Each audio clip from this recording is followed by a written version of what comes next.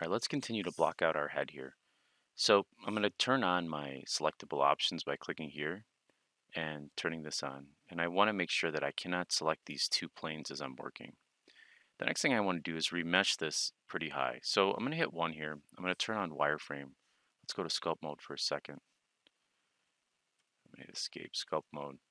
Now, um, hitting tab, sculpt mode. Now I'll go into here and I'm going to turn on wireframe so you can see this. When you go into remesh, you'll see a couple options here. One is your voxel size. So this is the size that when we go to remesh it. So if I go to 0.05 and I hit enter and then I hit Control R to remesh it, you'll notice that those get a little bit bigger. So as I continue to increase this and I hit remesh, you'll see that it'll scale. So remember, going right makes it go bigger. Now, I tend to like to work low and then use dying topo if you've already gone through the character stuff. There's another option here. So let me go ahead and use my grab brush for a second just so I can show this to you. So here's my grab brush. It's this adaptive here. So if I move my adaptivity to the right and I hit remesh or hit Control R, notice it adds a lot of geo to wherever the curvature is to help maintain that shape. That's a little more helpful if you have like a low processor. I tend to leave it at 0 because I have a pretty good video card and I just work out in quads. I like the way it works and it moves. So I leave it like that. So I'm going to go ahead and Control Z a couple times. Another thing is don't forget to turn on in your symmetry X. So let's start shaping it. Now, right off the bat, I'm already seeing that my symmetry is this back image plane is off. You can see it here. This line should be lined up with that. So I'm going to turn this back on and make sure that I rename this front ref. And I'm going to shift that over just a little bit more. Oops. Let's go to object mode rather. And then just pull this over a little bit more. So that big pink line lines up. Now, it's not the reference drawing of the shape of the head is roughly the same, but not the drawing itself. So I'm really only going to look at one side of it, and I'm not doing this model exactly. I'm just showing you some tricks on modeling a generic head. I am going to make a video on how to capture the likeness of somebody. It's actually a lot easier than you think. I mean, modeling and sculpting and animation, all this stuff is hard, but the process is something you can practice and it's a lot easier. So anyway, I'll get off my soapbox for a second. So hit tab, go back to sculpt mode with our quad sphere selected and grabbing my grab brush. I'm just going to start shaping this. Actually, what I like to do is really shape it from the side. So same sort of thing. I'm going to move this forward. I'd like this to be lined up with that pink line there. I'm looking at the line of this sphere here, like that. All right, so first things first, grab brush. Pull this out. Control R constantly to keep shaping it so your geometry doesn't get too ugly. Now, the thing with this is as we're pulling this, we're not pulling it on the side, so we need to go from the top a little bit later to make sure that we get roundness. So something like this, right, where we're making sure our head is round. We also want to go to our front view and make sure that we're pulling these things out. So what I tend to do is I'll go here and I'm like, okay, this is roughly where I want my jaw to be. I leave this how it is, and then I go back to my front view and I start to shape this. My Wacom properties there. Let's turn this on too so we can see this a little bit better on the inside. And like I said, I'm really only looking at this side view here as I'm sculpting. Now don't worry if your head looks a little weird because we're going to go in and chisel and talk about how to sculpt the nose and everything. So I expect your first head to be kind of ugly, okay?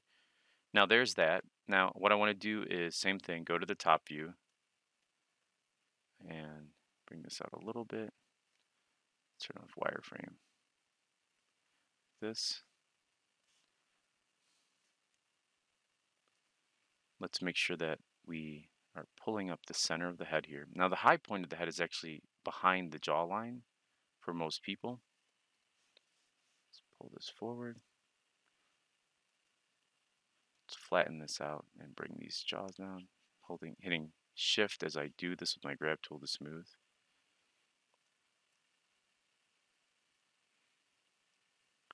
All right, so Next thing I want to do with this kind of sandwich head is I want to show you how to quickly block out some ears and then the skeleton of the face. So let's go back to object mode here, not edit mode, because if you do this in edit mode, it'll actually join them together right off the bat. I'm going to hit Shift A, mesh, and I'm going to grab a cylinder and just kind of scaling that up, moving it forward, off to the side here. I'm going to scale it on Z, and I'm just going to rotate it back like this a little bit. So I'm just kind of rotating it at an angle. So let's scale this down. Go to my front view, hit G, and just place it. So something like this. Scale this down. Now go back to your front view. Make sure that you're in the perspective view like that. And we're just going to place it where the ear is here. Now, what we're setting it to is just behind the jawline. Okay? So something like this. I'm going to make sure there's enough geometry there to support that ear. So I'm going to use my grab brush. So let's skip back to sculpting mode and just pull all this stuff down.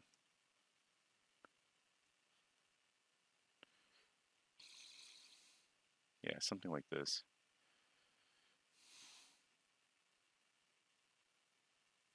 So just the generic shape. Now we do need to mirror this. So I'm going to go back to, well, we could just select that cylinder. And then I'm going to go back to object mode with that cylinder selected. Go to my modifiers panel, grab mirror.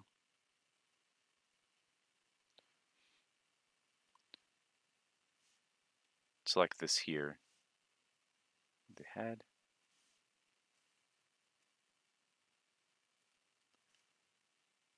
Come on, cylinder.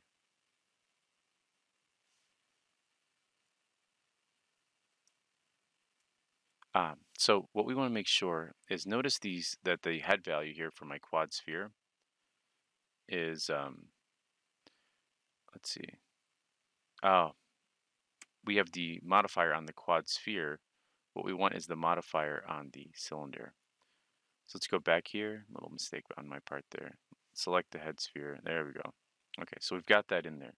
So let's start to block this out before we join these together and remesh it. Okay, so I'm going to show you a trick that's treats it like Dynamesh. All right, so let's select our quad sphere here. Make sure we go back into object mode. And I'm going to press C to grab my clay buildup brush.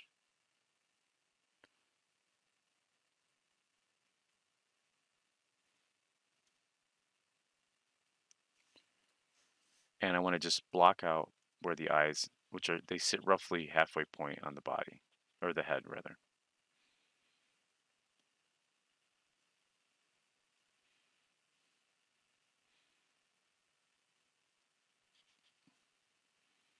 Just quickly block out where the nose is, and then coming around this way, we're going to go to the center of the ear with the cheekbone just going underneath. Let's turn on Dyn Topo so you can see a little bit more of that as we sculpt.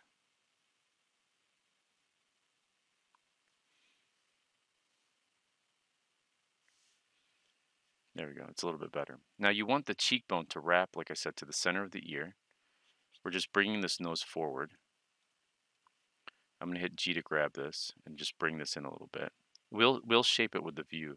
So now you're starting to see the head come together. I'm going to hit C one more time, and I'm going to just block out that jaw area.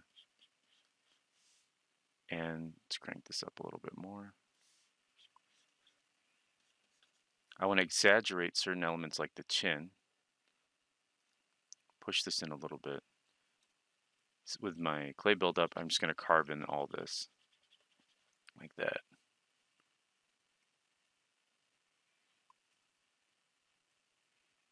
All right, that's looking pretty good. I'm going to stop here, and then we'll take a break, get some water, and then in the next video we'll take a look at just keep moving along with the head, joining those ears.